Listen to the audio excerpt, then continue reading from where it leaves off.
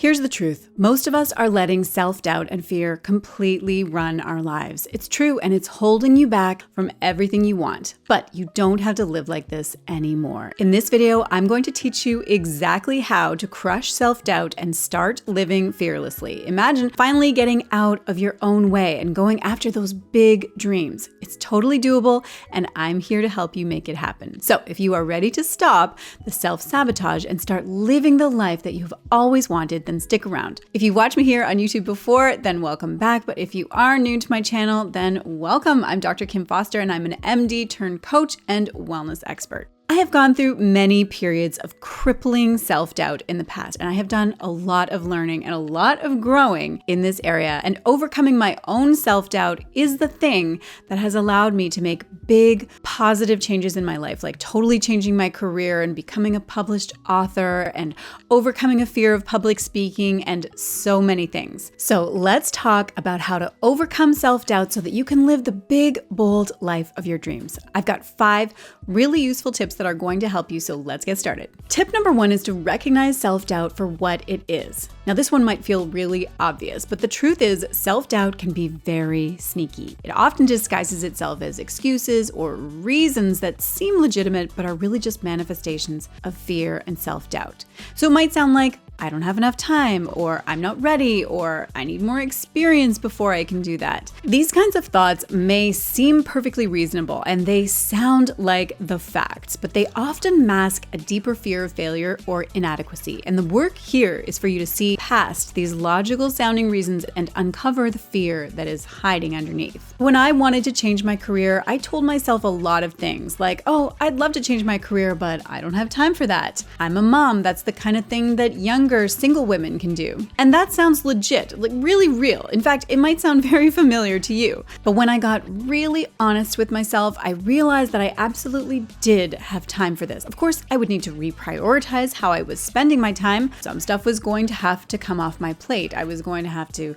scale back on some things like watching TV in the evenings, or maybe get a lot more pared down in terms of the food that I was cooking for a while and just, make simpler meals instead of spending an hour in the kitchen making more complicated dishes. So the time was definitely there. And when I got honest about that and looked under the hood for the real reason I was saying that stuff, it was because of my own fears and self-doubt. I was worried about being judged. I was worried about failure. What if it doesn't work? What if I try and fail? But by giving myself a more legitimate sounding reason, as in, I don't have the time, I was letting myself off the hook, and I was allowing myself to not have to face the fear, which is an uncomfortable thing to do. So your job here is not to let yourself off the hook and not be duped by the reasons that you're giving yourself, but to see self-doubt for what it actually is. One way to identify self-doubt is by paying attention to your internal dialogue. Are you frequently finding reasons why you can't pursue your goals? Are these reasons based on factual limitations, or are they actually being driven by fear? For example, saying, I can't start this project because I need more training might be true in some cases, but you have to question whether this is a genuine barrier or an excuse to avoid stepping out of your comfort zone. Another clue that self-doubt is actually there is when you procrastinate. When you keep on delaying taking action on something that's important, it is often a sign that you are doubting your ability to succeed. Procrastination can be a protective mechanism. It allows you to avoid the risk of failure by just never starting. So try this exercise. Write down your excuses and your reasons for not pursuing a goal. Then challenge each one by asking yourself, is this really true? What evidence do I have to support this? A lot of times you will find that these barriers are not as insurmountable as you have been telling yourself. Now, if you want more support with this and a guided approach, you can go ahead and download my free workbook called Change Your Mindset, Change Your Life. I will put the link in the description box. Okay, let's move on to tip number 2, which is to feel the fear and do it anyway. Here's the thing. I don't want you to wait until you no longer feel afraid or doubtful. Stop waiting to be ready or to not feel afraid or to feel completely confident about something. Instead, just bring the fear along with you. Dale Carnegie said, "Do the thing you fear to do and keep on doing it. That is the quickest and surest way ever yet discovered to conquer fear." Fear and self-doubt are natural responses to stepping out of your comfort zone. Nothing has gone wrong because you're feeling afraid. It's normal and natural. But waiting for these feelings to disappear before taking action will keep you stuck indefinitely. The truth is, even the most successful people experience fear and doubt. The difference is that they don't let those feelings stop them. One powerful tool to help you act despite fear is Mel Robbins' 5-second rule. This is a really simple technique. Whenever you feel the urge to act on a goal, count down 5, 4, 3, 2, 1, and then make a move. The countdown interrupts your habitual thinking patterns, and the action shifts your focus away from fear. Another tool is what I like to call the fear flip. This uses a technique that psychologists refer to as reappraisal. So, in a 2020 study at Harvard University, researchers tasked participants with singing in front of an audience. Specifically, they had to sing the song "Don't Stop Believing" by Journey. I mean, who doesn't love that song, right? Except that singing it in front of an audience can be really stressful, I think, for most people. Most people, before performing on stage, will get those physical symptoms of anxiety, like a racing heart, shaking hands, things like that. So, before performing, the participants in this study were divided into groups and instructed to either say to themselves, "I am excited," or "I am anxious," or a third control group was given no specific instruction. The study found that the participants who were instructed to reframe their anxiety as excitement not only performed better, but also showed physiological responses indicating more effective stress management, like higher cardiovascular efficiency. The reason this works is because our higher brains, of course, are aware of the physical symptoms of stress and fear and looks around to attribute those symptoms to a specific danger in order to deal with the danger. But the physical symptoms of fear are actually very similar, if not identical, to the physical symptoms of excitement. So if you can give your higher brain a reason why your heart is racing, in this case, I'm excited and I'm ramping up to give a great performance, your brain gets that there isn't any danger, and so your fear becomes transformed. So you can do this too. When you feel yourself getting stressed out at the idea of something big or scary that you're about to do, your heart is racing and your palms are getting all sweaty, tell yourself, this is excitement. This is how my body reacts when I'm excited, when I am getting ready to rise to the challenge. If you can train yourself to do this, the fear flip, you are going to be unstoppable. Remember, courage isn't the absence of fear, it's taking action in spite of it.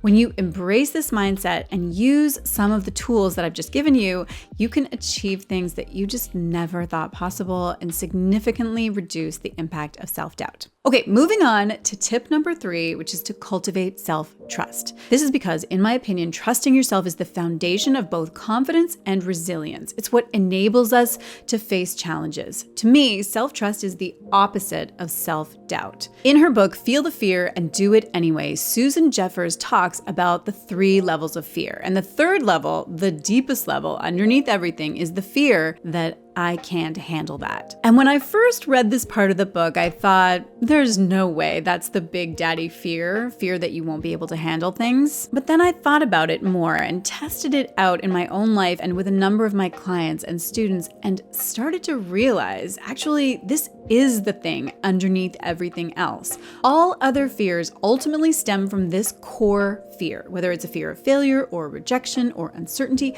Underlying belief is that you won't be able to cope with the outcome. So let me prove it to you. To get to the truth of your root fear, a useful tool is the so what tool. So you keep asking yourself, so what, until you can't go any further. Like, ask yourself, what is the worst case scenario? And then just kind of keep going. So let's take a fear of failure. So you're worried that you are going to try something and fail. Well, so what? Well, you'll look stupid and feel bad about yourself. So what? Well, I won't be able to handle that.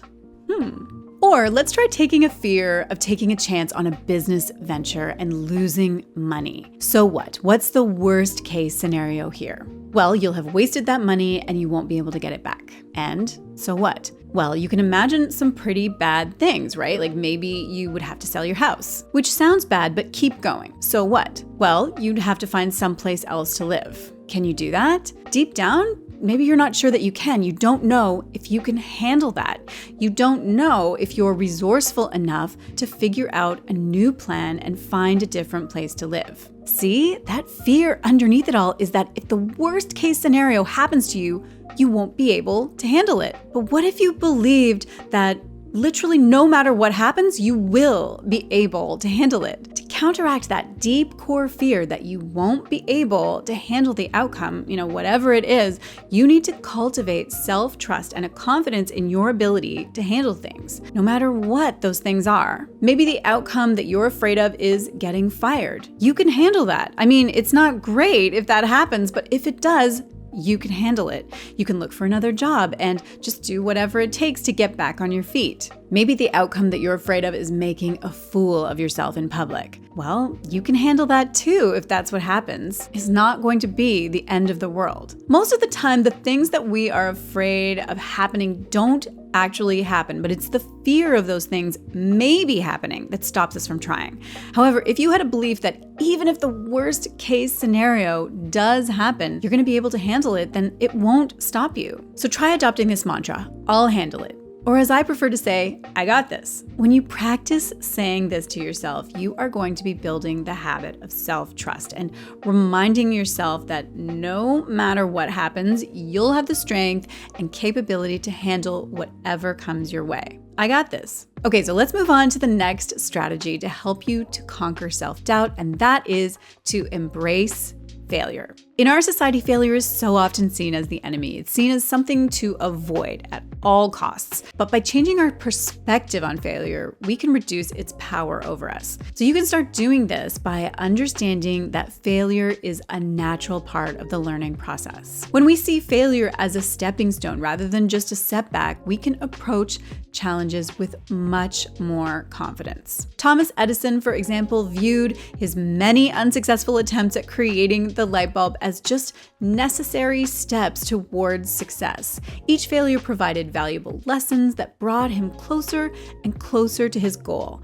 And this mindset can help us to reframe our own failures as just opportunities for learning and improvement. Ariana Huffington said, "Failure is not the opposite of success, it's part of success." Sarah Blakely, who invented Spanx, says that growing up, her dad would ask her brother and her at the dinner table, "What did you fail at today?" And ever since I heard Sarah tell that story, I have actually done the same thing with my boys at the table. I want them to know that failure is not the worst case scenario. In fact, an unwillingness to fail is way worse. J.K. Rowling said, "It is impossible to live without failing at something unless you live so cautiously that you might as well not have lived at all, in which case you fail by default." So completely reframe your view of failure. Failure is not the enemy. Nothing has gone wrong if and when you fail at something. It's a requirement. It means you're trying and you're learning and you're getting better all the time. My final tip to help you to overcome self-doubt is to practice self-compassion.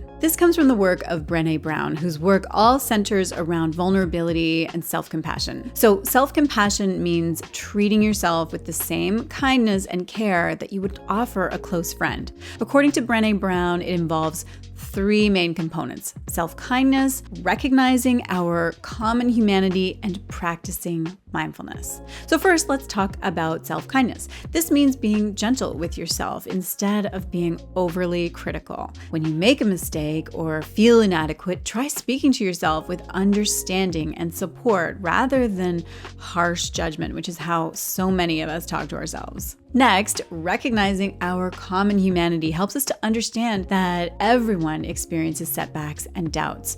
By acknowledging that these struggles are just a part of the shared human experience, we can feel way more connected and much less isolated. Finally, mindfulness involves being aware of your thoughts and feelings without getting attached to them. Instead of letting self-doubt just spiral out of control, acknowledge it and then gently redirect your focus. So how to do this? Well, a good place to start is to spend a few minutes each day in a mindfulness practice. Also, take short breaks to express kindness to yourself and keep a journal to write about your experiences with a compassionate lens. Okay, so the bottom line here is that self-doubt is the thing that is standing in your way. We all struggle with it. Even the most confident and self-assured people sometimes and in certain situations have to grapple with self-doubt. But I hope that I have shown you that it can absolutely be overcome with some effective tools and lots of practice. Again, if you want some directed support and prompts on how to get started, be sure to follow the link in the description below to download my free workbook called Change Your Mindset, Change Your Life. And I would love to hear from you. Is self-doubt something that you have struggled with? Which one of these strategies are you going to try first? Let me know in the comments. And if you enjoyed this video, you are going to love the video that I am going to link on the next screen, which is all about how to completely reinvent yourself. It's my 6-step process for entering your reinvention era. I will see you there. We're gonna be talking about self-doubt, I think. It's ironic. Okay, hang on. I can hear the rabbit is making all kinds of noise. Of course, he's normally super quiet. Okay. Oh, foot's asleep. Oh my God.